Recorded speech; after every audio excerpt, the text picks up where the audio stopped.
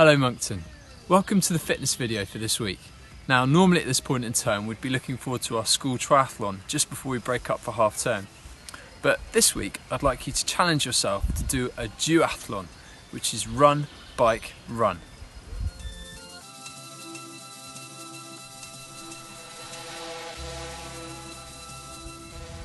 So depending on how old you are and what level you want to challenge yourself at, you can set yourself a target to complete a distance for the duathlon. So if you did a 5-kilometre duathlon, you'd run for the first kilometre, cycle for the next 3, and then finish off the duathlon for the last kilometre with your run.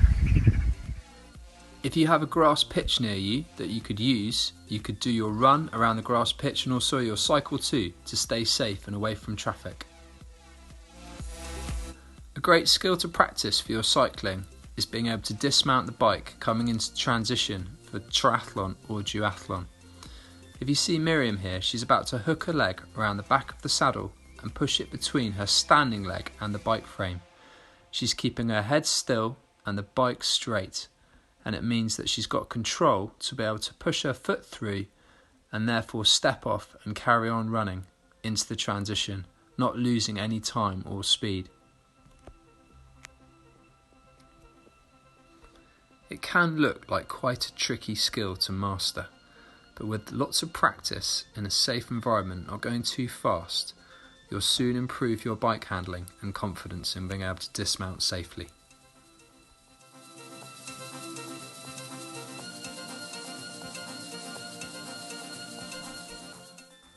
So if you were a bit stuck as to what distances you have to do or could do, why don't you start by running around the football pitch twice, and then getting to your bikes, putting your helmet on, and then cycling around the pitch on the edge of it 3 times before running around it again twice.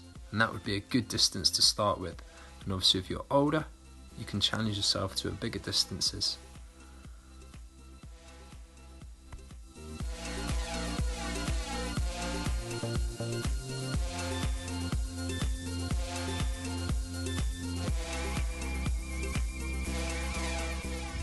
So when you come to complete your own duathlon, first of all, please make sure you're safe. Have an adult supervise you and also look after your bike when you're on the run section. Enjoy the experience, challenge yourself, and see what distance you can achieve.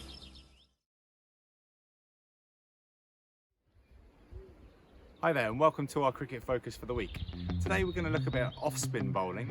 So for a right-handed bowler like me, I'll be turning the ball towards the leg side into the right-handed batsman.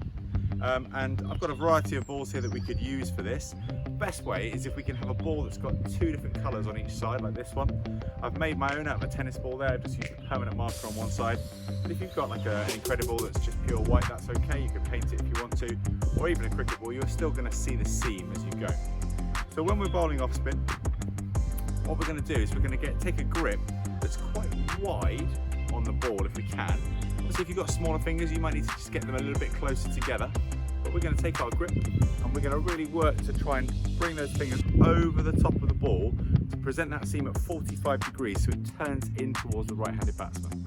We take our grip here, we're going to keep our wrist nice and in line at release. We're going to really try and work that spinning finger over the ball, trying to impart spin. So we're gripping it there between the 2 fingers, a bit narrow if you've got smaller fingers, with your thumb nicely on it, and then you're going to really turn it over the top. Okay, so let's see how it goes.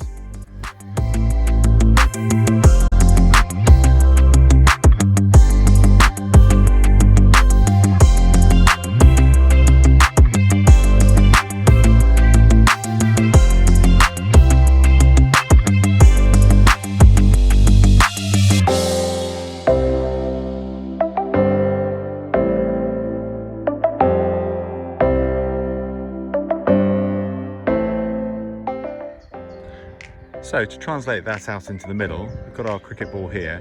We've taken our wide split finger grip and we've got the hook of this finger on the seam. And we're really going to try and work that finger over the top of the ball as we release, giving that seam a 45-degree angle as it goes down towards the batsman.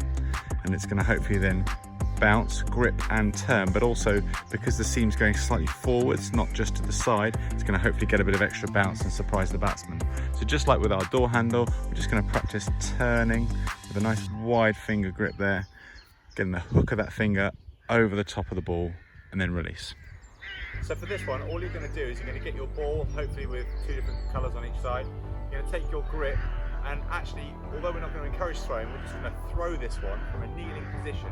So we just start to see if we're presenting the seam in the right kind of angle, that 45-degree angle, getting over the top of the ball. So I'm just going to get a partner in front of me there, and I'm just going to throw that, trying to look for that seam to be at 45 degrees going into the right-handed batsman.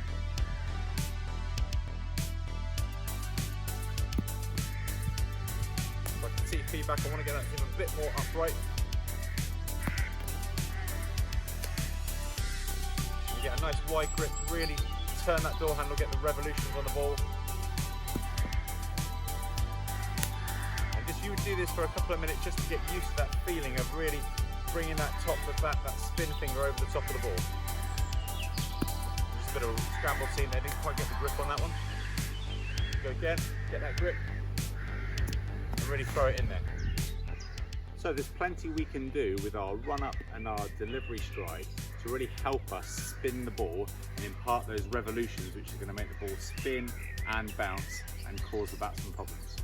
So whether you like a short run up or a long run up, what's important is that you're getting some energy and some life into the crease, so you're arriving with purpose, and then as you get up you're going to try and get into your gather phase, and then that back foot plant, we're going to try and plant our foot parallel to the crease. Okay, and then we're not going to take a long stride like we might do in seam bowling and really lock that front leg. Instead, we're going to go shorter stride there. That's going to help us stay nice and tall, nice and sideways on, and it's going to help us be able to pivot around that front leg. So that rotation of your hips and your shoulders is going to be really important for imparting the revolutions and the spin and the dip on the ball. So we come in, we're going to do a back foot plant, shorter step, heel toe, then we're going to really try and stay sideways on for as long as possible and get nice and tall, and then really rotate through, and as we follow through, bring both hands past our left hand pocket and then ready for the catch as it comes. So my target line is roughly where the red cone is there.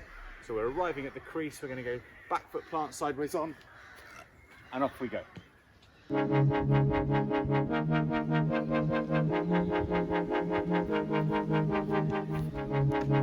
So if you're lucky enough to have a bit of space, then set yourself up some stumps on the flattest, shortest bit of grass you've got, and then maybe put a target down. I've put a red square down there, so I can maybe aim for that. That's my line and my length just outside of off, turning it back towards the stumps.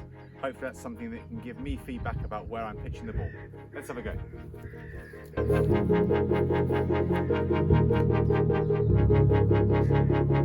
So just missed the target down there, just slightly to the leg side. That ball's drifted down the leg, so I need to readjust.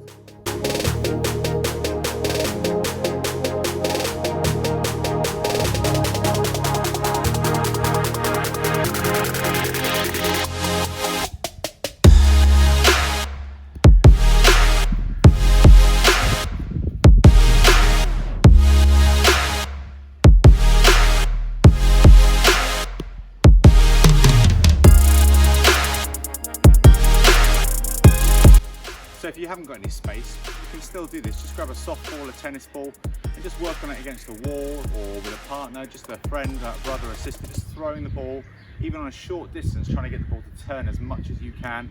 If you've got space to get a full bowling action in, great, do that. But whatever you do, just go out there and practice that grip, practice getting those revolutions on the ball, and really work on your off-spin technique. Good luck.